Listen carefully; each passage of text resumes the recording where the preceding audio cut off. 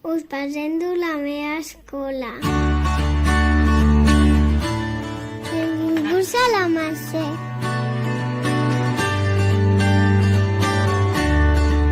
En aquest edifici és tan xulo que són d'infantil.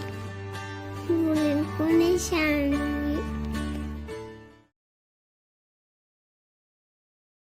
En els darrers 10 anys, la nostra societat ha patit l'impacte negatiu de diverses crisis que han requerit modificacions legislatives i pressupostàries ad hoc, que intentaven minimitzar el seu impacte en el dia a dia de la nostra ciutadania i assegurar la prestació dels serveis que garanteixin l'estat del benestar d'una manera inclusiva.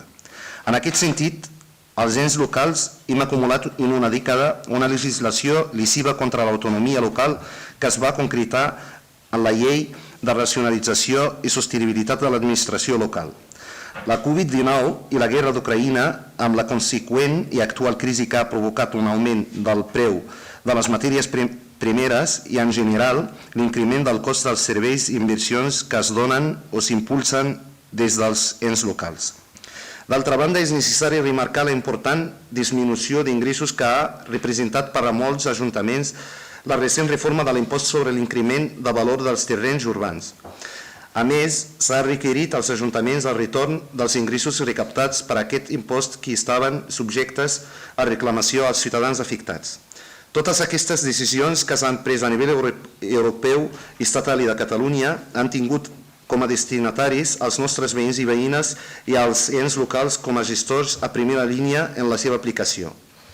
Aquestes circumstàncies han posat a prova la solidesa del sistema del finançament dels ens locals i hem pogut constatar que s'ha agreujat la situació, que ja era prou precària, de manca de recursos, d'atribució continuada d'obligacions sense finançament, d'assumpció del principal esforç en el compliment de les mesures per reduir l'endeutament públic, etc. L'augment del cost de les matèries primeres ha repercutit en les adjudicacions i en els compliments que han comportat la seva execució. Molts dels projectes que s'han vist afectats estan vinculats a subvencions d'altres administracions, que no s'han augmentat, assumint els ens locals directament al sobrecost.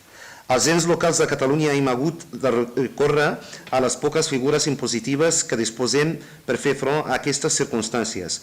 La resposta del legislador ha estat inexistent i els governs a nivell europeu, estatal o català que han incomplert respectivament la Carta d'Autonomia Local, la Constitució i l'Estatut de Catalunya que obligava a l'aprovació d'una llei de finances locals.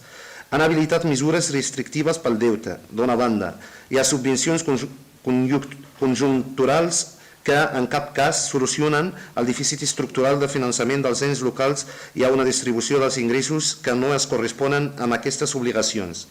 A més, cal abordar de forma definitiva un finançament dels diferents territoris de l'Estat més transparent i just, que acabi amb l'actual dèficit fiscal de Catalunya, que és un greuge afegit per la ciutadania.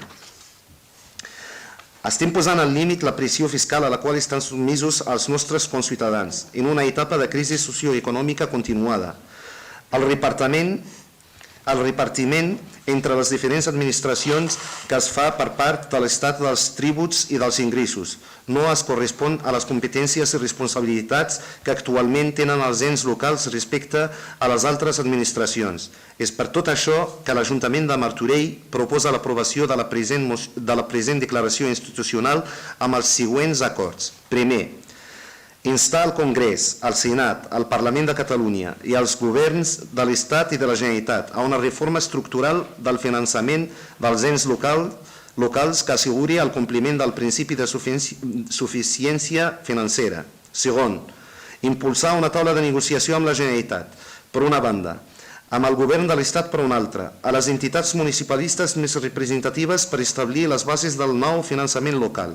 Tercer, mentre s'acorda el nou sistema del finançament local, cal habilitar de manera conjuntural un repartiment més equitatiu dels tributs i els ingressos de l'Estat i que la participació dels ens locals es correspongui amb les seves competències, la prestació de serveis impropis i resolgui la nul·la capacitat del sistema de finançament actual per a donar resposta a les necessitats de la nostra ciutadania. Quart, instar el govern de l'Estat a impulsar conjuntament amb els diferents territoris de l'Estat un nou sistema de finançament just i equilibrat que acabi amb el dèficit fiscal o es creï un topall màxim de solidaritat envers l'Estat seguint els models més avançats d'Europa, amb regles explícites i claritat de xifres que garanteixi que tots els ciutadans reben les mateixes prestacions i serveis.